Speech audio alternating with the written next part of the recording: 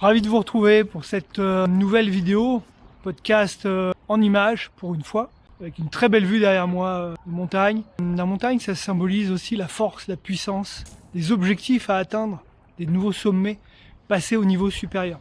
Et pour ça, on a tous besoin d'une efficacité, d'une organisation qui soit la plus efficace possible. Et il y a deux sujets que je voudrais partager avec vous ce soir. Le premier, c'est que la plupart du temps, mes clients, lorsqu'ils arrivent en accompagnement, ce qui me frappe souvent, c'est qu'ils se culpabilisent de ne pas être suffisamment efficaces, performants, etc.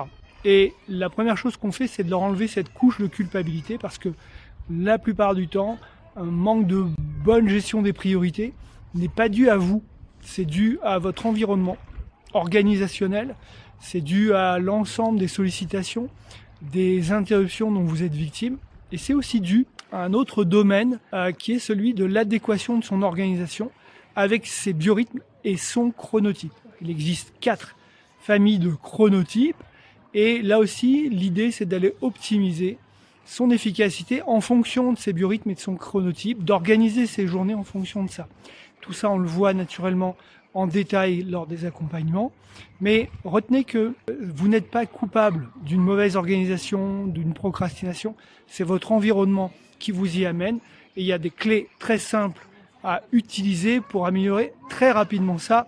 Tous mes clients gagnent en général 1 heure dès la première semaine d'accompagnement, 2 heures par jour au bout de 2 ou 3 semaines et diminuent leur charge mentale de 50%. Donc il n'y a pas de fatalité, c'est à la portée de tout le monde. Et j'aurai plaisir de continuer ces sujets-là lors d'un prochain podcast vidéo. À bientôt.